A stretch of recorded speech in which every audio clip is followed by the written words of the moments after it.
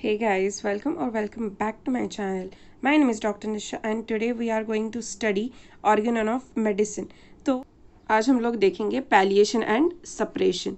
So what exactly palliation mean and what exactly the suppression mean? क्या? तो what is meant by palliation now? So palliation is a temporary relief of a symptom. Temporary relief of symptoms. So what does this mean, temporary relief of symptoms? तो देखो, जब हम लोग पैलिएट करते हैं किसी भी डिसीज़ को या फिर किसी भी साइंस एंड सिम्टम को हम लोग अगर पैलिएट करते हैं तो वो टेम्प्ररी रिलीफ के लिए हम लोग उस डिसीज़ को भगा देते या फिर उस साइंस एंड सिम्टम्स को भगा देते. इसका ये मीनिंग होता है. पैलिएशन मतलब हम लोग टेम्प्ररी सिर्फ कुछ ऐसी दवा दे देते हैं. मतलब अगर किसी का है ना हेडेक हो रहा है या फिर किसी का अभी कुछ भी उसको है ना साइंस एंड सिम्टम्स दिख रहे और हम लोग उसको कुछ मेडिसिन देते उस साइंस एंड सिम्टम्स के ऊपर, नॉट बाय टेकिंग केस. हाँ, तो हम लोग उस पर्टिकुलर क्लिनिकल कंडीशन को या फिर उस इंसान को हम लोग पैलिएट कर रहे हैं, हम लोग ऐसे बोलेंगे.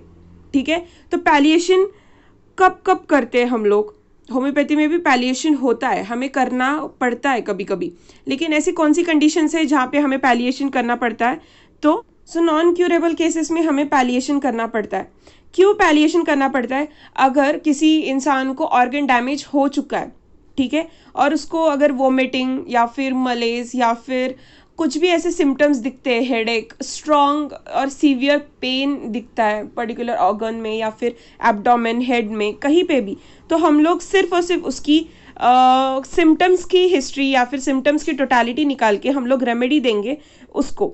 तो उसे बोलेंगे पैलिएशन. क्यों पैलिएट कर रहे हैं? क्योंकि वो टेम्प्ररी रिलीफ, उसका वो डिसीज जो है ना वो इरिवर्सिबल स्टेज में चला गया, इरिवर्सिबल डिसीज में चला गया है, तो हम लोग उसको रिवर्सिबल कर ही नहीं सकते.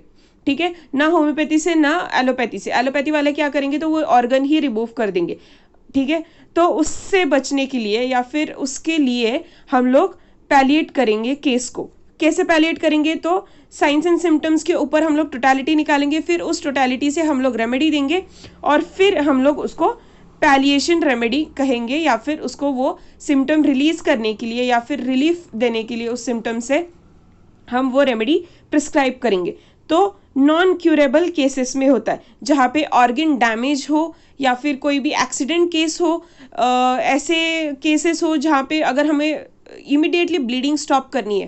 ठीक है. अगर एक्सीडेंट हो जाता है किसी का तो हमें इमिडिएटली ब्लीडिंग स्टॉप करनी है, तो हम लोग एक्सटर्नली अप्लाई करेंगे एज वेल एज हम लोग इंटरनल भी देंगे ताकि उसको एटलीस्ट हॉस्पिटल को जाने तक फर्स्ट एड मिले.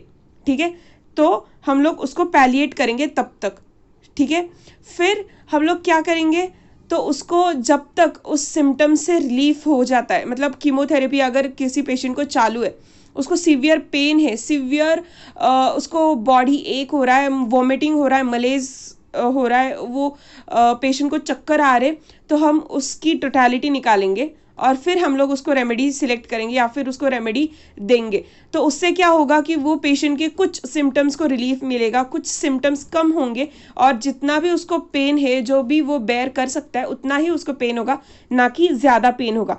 तो पैलिएशन का यही एक मोटो होता है कि पेशेंट को टेम्पररी रिलीफ देना.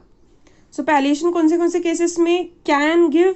तो ये 3 केसेस में can give. Like first is most urgent case में दे सकते हैं पैलिएशन कर सकते हैं या फिर पैलिएटिव मेडिसिन दे सकते हैं, फिर सडन एक्सीडेंट में दे सकते हैं और एक्यूट पॉइजनिंग में दे सकते हैं. ठीक है. Can be given in this 3 conditions. और हम लोग ने अगर पैलिएटिव मेडिसिन दे भी दी तो क्या होता है पता है? उससे अगर हम लोग सिंपल केस में भी पैलिएटिव मेडिसिन दे देते हैं तो पेशेंट को क्या होगा, तो वो ईच टाइम हम लोग अगर रेमेडी रिलीफ के लिए रिपीट करेंगे. ठीक है. अगर वो सिम्टम पर्टिकुलर आ रहा है पेशेंट को और फिर वो सिम्टम पैलिएटिव मेडिसिन खाने की वजह से चला जा रहा है और फिर से वही सिम्टम्स आ रहा है, ठीक है, और नेक्स्ट टाइम भी हम लोग सेम पैलिएटिव मेडिसिन प्रिस्क्राइब कर रहे हैं, तो क्या होगा कि ये जो सिम्टम चला गया था ना, तो उससे ज़्यादा इंटेंसिटी में सेकेंड टाइम पे वो आएगा. फिर से अगर पैलिएशन देंगे थर्ड टाइम बहुत ज़्यादा इंटेंसिटी में आएगा. तो ऐसे होते हैं पैलिएटिव मेडिसिन के साइड इफ़ेक्ट्स, ठीक है। तो ये बहुत ज़्यादा इंक्रीज इंटेंसिटी में आता है और ये कोई परमानेंट रिलीफ तो है नहीं, ठीक है। तो इससे बेटर हमें सिमिलिमम ही मेडिसिन प्रिस्क्राइब करनी है, नॉट कि पैलिएटिव मेडिसिन। अगर हम लोगों को कुछ अर्जेंट नीड भी हो, मतलब इन तीनों चीज़ के अलावा अगर कुछ अर्जेंट नीड हो तो ही हम लोग पैलिएटिव मेडिसिन देंगे, नहीं तो नहीं देंगे, ठीक है। तो अभी देखते हैं सप्रेशन, ठीक है। तो व्हाट एग्जैक्टली सप्रेशन मीन, तो सप्रेशन का ये जो वर्ड है तो वो एक लैटिन वर्ड से लिया गया है, दैट इज सुप्राइमर। तो इसका मतलब क्या होता है कि to press down forcibly. What is mean by to press down forcibly, तो सप्रेशन यानी क्या, अगर हम लोग कुछ डिसीज कंडीशन है या फिर कुछ क्लिनिकल कंडीशन है, पेशेंट आपके पास आता है, ठीक है, तो आप उसके सिर्फ साइंस एंड सिम्टम्स की केस लेते हो। केस टेकिंग में सिर्फ आप लोग उसका science and symptoms he note करते हो, उसके मेंटल्स को ध्यान में नहीं रखते, उसके जनरल्स को ध्यान में नहीं रखते। सिर्फ और सिर्फ आप लोग उस केस के जो भी वो बता रहा है सिम्टम्स कि मुझे ये हो रहा है, मुझे कल से ये तकलीफ है, परसों से ये तकलीफ है, अगर आप लोग ये बताते हो, इवन इन क्रॉनिक केसेस, ठीक है, आप सिर्फ और सिर्फ सिम्टम टोटलिटी पे जाते हो तो आप सप्रेस कर रहे हो उस मेडिसिन, उस पेशेंट को उस मेडिसिन दे के, ठीक है। अगर आप लोग कंप्लीट केस लेके इंडिविजुअलाइजेशन निकाल के अगर हम प्रिस्क्राइब नहीं करते तो हम लोग उस डिसीज़ को या फिर उस क्लिनिकल कंडीशन को हम लोग सिर्फ और सिर्फ सप्रेस करते, ना कि क्योर करते, ठीक है। तो ये बात ध्यान में रखना कि कभी भी हम लोग अगर केस लेते हैं तो पूरा केस डिटेल में लेना है, फिर उस केस को अच्छे से टोटालिटी फॉर्म करनी है, उस केस की इंडिविजुअलाइजेशन करना है, फिर जाके सिमिलिमम निकलेगा और उस सिमिलिमम को अच्छे और मतलब पोटेंसी में देना है और फिर तभी आपको क्योर मिलेगा। और क्योर भी कैसे मिलेगा, तो हेरिंग लॉ के अकॉर्डिंग क्योर मिलेगा। तो हेरिंग का जो क्योर का लॉ है तो वो बहुत सिंपल लॉ है और वैसे ही क्योर होना चाहिए। होम्योपैथी में वैसे ही क्योर होता भी है, लेकिन सप्रेशन में क्या होता है, तो हेरिंग्स लॉ के रिवर्स डायरेक्शन में क्योर मिलता है। रिवर्स डायरेक्शन में क्योर नहीं मिलता हमें, तो रिवर्स डायरेक्शन में डिसीज कंडीशन चली जाती है, ठीक है। तो डिसीज कंडीशन कैसे चली जाएगी, तो अभी देखो हेरिंग्स क्या बोलते हैं कि क्योर कैसा होना चाहिए, मोर इम्पॉर्टेंट ऑर्गन से लेके क्योर लीस्ट इम्पॉर्टेंट ऑर्गन तक जाना चाहिए। लेकिन सप्रेशन में क्या होता है, तो लीस्ट इम्पॉर्टेंट ऑर्गन से लेके मोर इम्पॉर्टेंट ऑर्गन तक क्योर जाएगा। तो ऐसे होता है सप्रेशन में, ठीक है। क्योर नहीं जाएगा, वो डिसीज चली जाएगी, ठीक है, जिसको हम लोग टेम्पररी क्योर मानते रहेंगे, ओके। तो देखो रिवर्स ऑर्डर में चला जाता है क्योर, वो है least important organ to more important organ. It is not exactly called as reverse order में क्योर चला जाएगा, it is like reverse order में डिसीज चली जाएगी, ठीक है। मतलब सप्रेशन करने से अगर सर्दी खांसी भी होगा, हम लोग बार बार उसको सप्रेस करेंगे तो वो सर्दी खांसी बाद में होगा नहीं, लेकिन वो सर्दी खांसी इतनी अंदर चली जाएगी कि लंग डैमेज तक हो सकता है, ठीक है। तो क्या हुआ, तो लेस इंपॉर्टेंट ऑर्गन कौन सा था, तो सर्दी खांसी मतलब अपर रेस्पिरेटरी ट्रैक्ट तो लीस्ट इंपॉर्टेंट ऑर्गन था, ठीक है, इस डिसीज कंडीशन के लिए, और लंग डैमेज हो गया, दैट इज व्हाट, तो वाइटल ऑर्गन है ना लंग, तो मोर इम्पॉर्टेंट ऑर्गन को चला गया, मतलब ये सर्दी खांसी लंग डैमेज में कन्वर्ट हो गया। क्यों, क्योंकि least important organ to more important organ वो डिसीज चला गया सप्रेशन की वजह से। फाइन, तो अभी हम लोग देख लेते हैं सप्रेशन के टाइप्स कौन से हैं। तो पहला टाइप है नेचुरल टाइप, ठीक है। तो नेचुरल टाइप मतलब इसमें क्या आता है, तो सारी नेचुरल और एनवायरमेंटल कंडीशन है उसके ऊपर अगर कुछ सप्रेशन हो रहा है तो ठीक है, उसको नेचुरल सप्रेशन कहा जाता है, ठीक है। तो इसका एग्जाम्पल देती हूँ मैं। नेचुरल सप्रेशन में क्या होता है, अगर किसी को है ना बहुत ज़्यादा एक्सेसिव मेंस्ट्रुअल ब्लीडिंग हो रही है, ठीक है, और उस लड़की ने क्या किया कि है ना बहुत एक्सट्रीमली हॉट वाटर से शावर कर ली या फिर एक्सट्रीमली कोल्ड वाटर से शावर कर ली, तो उसका वो ब्लीडिंग स्टॉप हो जाएगी, ठीक है। मतलब उसने क्या किया, तो एक्सटर्नल कुछ अप्लाई नहीं किया, लेकिन उसको पता भी नहीं था, लेकिन नेचुरल तरीके से अगर उसने ना कोल्ड वाटर से नहा लिया तो उसका मेंस्ट्रुएशन पॉज हो गया और उसको वो रिलीफ मिल गया, तो इसको कहेंगे हम लोग नेचुरल सप्रेशन।